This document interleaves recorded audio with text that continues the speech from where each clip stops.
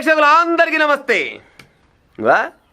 సింగరేణు ఆఫీసులు కాలబెట్టండి, రైలు పట్టాలని ఏడు కాడికి కోసేయండి అని పిలుపునిస్తుండు ఒక ఆయన. ఓలాయన ఈయనేమో టెర్రరిస్ట్ అనుకుంటురా, ఉగ్రవాది అనుకుంటురా?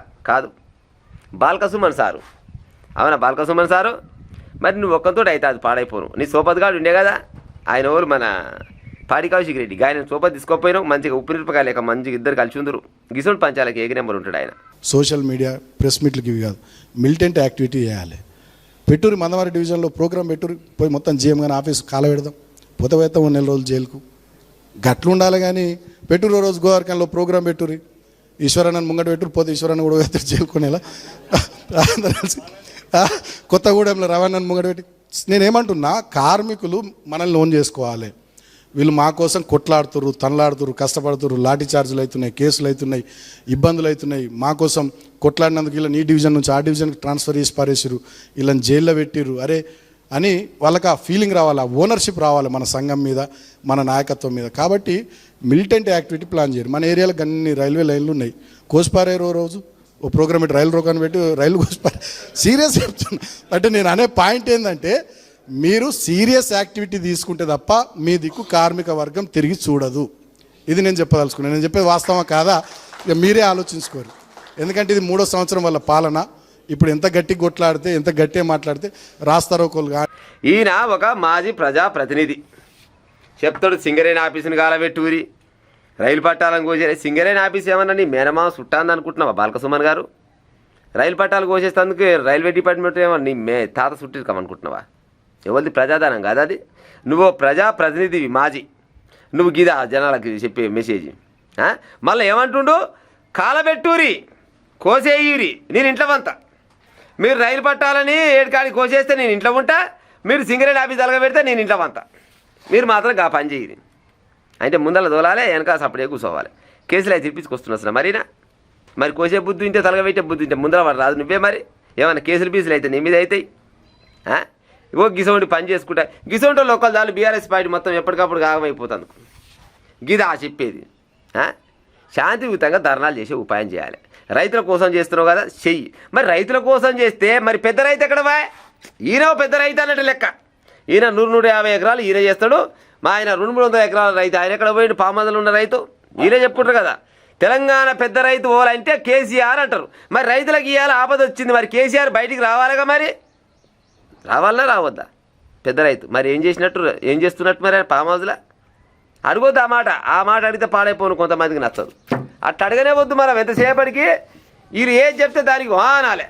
సింగరేణి ఆఫీసులు కాలబెట్టూరి, రైలు పట్టాలు కోసేయండి, గీసోటి కథలు పడుకుంటా తెలంగాణ ప్రజాధనాన్ని మొత్తం నాశనం చేస్తాను తలిగిరు.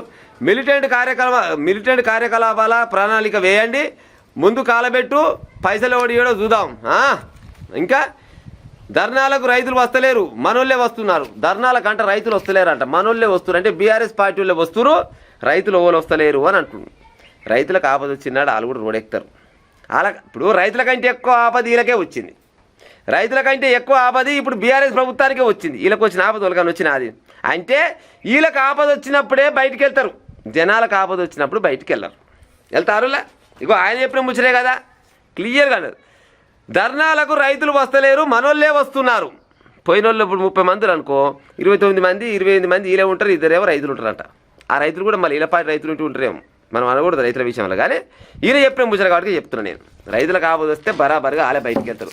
రైతులకు కనుక ఏమైనా అన్యాయం జరిగితే ప్రభుత్వాలు నిలబడతాయి. ఇలా ఒక్కొక్కరికి ఎదుగుద్ది గుద్ది పామదలు వండబెడతారు. గతంలో చేయలే, అవసరమైతే రేవంత్ రెడ్డి కూడా అదే పని చేస్తారు. రైతులు తలుచుకుంటే ఎవరైనా ఎంత పైన చేసి పెడతారు.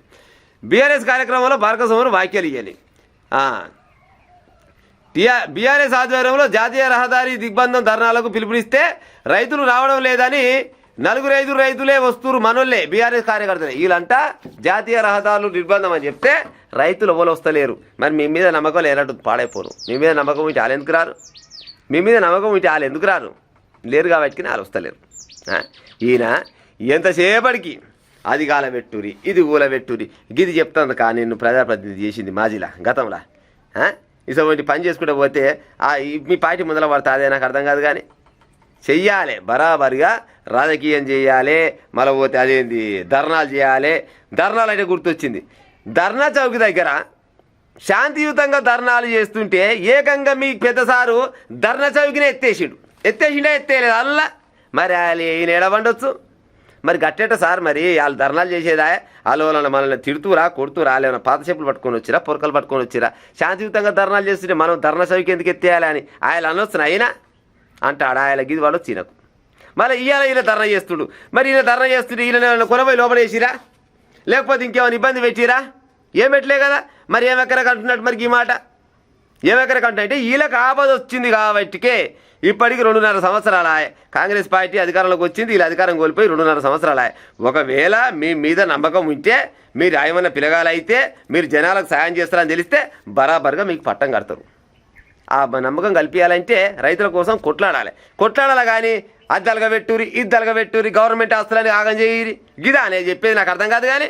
వాడు లీడర్ అంటోడు గిట్ట చెప్తున్నావు స్నానులా ఇంకా నయం పాడి కౌశల్ రెడ్డి కొనబోతే తలగబెట్టి వచ్చినేమో మళ్ళీ లేకపోతే కోసేసి వచ్చినాము ఒకవేళ తలగబెట్టాలన్నా కోసేయాలన్నా కానీ నువ్వు నీ సోపతిగా వాళ్ళని ఉంటే 2-3 పోయి గా పని చేసే ఉపాయం చేయరు కానీ ఉత్తప్పు నేను రైతులను కొనబోయి గిసోటి అక్కడ లోపల ఇరికిచ్చి మీరు బయటికి వెళ్ళి మీరేమో రాజలేక తిరిగి వాళ్ళ మీద కేసులు పెట్టుకుంటారు ఇటువంటి పనులు సానే చేస్తాడు ఈయన